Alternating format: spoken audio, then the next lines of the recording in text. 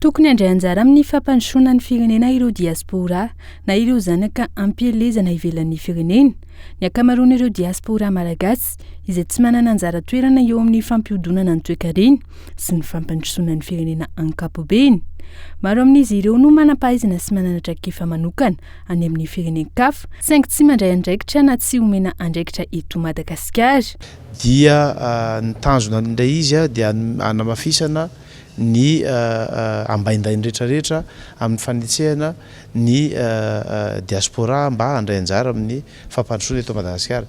Ilay izy misy ataoko hoe teboka maromaro ao anatiny ao fa raha ataoko hoe bangona tokana angamba dray izy dia ny hoe omena renforcena ny capacité ny ministère raha rambahiny mba hahafahany mobiliser an'izay malagasy ampelezan'izay ijery tsara hoe inona ny cadre juridique tokony atao ijery tsara hoe inona ny fomba tokony andraisan'jareo anjara na ataontsika hoe amin'ny resaka investissement zany na amin'ny resaka hoe resaka fandraisana anjara ara-tsosialy amin'ny fampandrosoana ny firenena. Amin'ny alalan'ny tetika satady izay vatsian'ny AFD na ny Agence Française de Développement no ahafahana manetsika ireo diaspora malagasy ireo.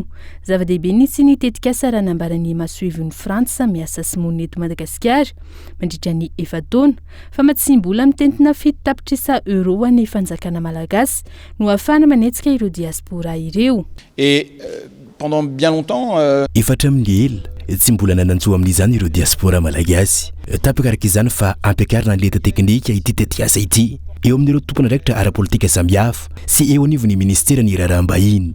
Tanjona roa lehibe no fantarina mandritra ny tetikasa.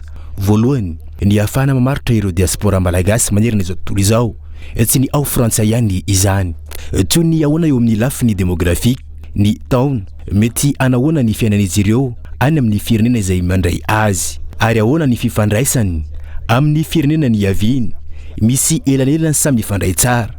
Mino aho fa ity tetikasa ity dia mamaritra sy mampiseho ny fifandraisan'ny Madagasikara sy la France ary ihany koa ny fanomanana ny fifandraisana ho avy na izany ara-toe-karena na ara-tsosialy na amin'ny maha-olombelona. Zava-dehibe araka izany ity tetikasa ity aminay. Nanomboka androany tetsy amin'ny ministeran'ny raharaham-bahiny araka izany fampahafantarana ny tetikasa tady. Ankilan'izay eo andalam-pikarakarana ny pitsopitso mikasika ny fandraisana anjaran'ireo diaspora malagasy amin'ny fifidianana amin'ity taona ity ny eo anivon'ny ministeran'ny raharaham-bahiny sy ny seni amin'izao raha nanontany ny mpanao gazety. Fampandraisana anjaran'ireo diaspora izay efa nambaran'ny mpitondra hatramin'ny taona lasa saingy tsy hita ny tohany mandrakandroany ary asa na ho tratra amin'izao volana vitsy mialohan'ny fifidianana izao na ho tahaka ireo fampanantenana maro natao hatramin'izay.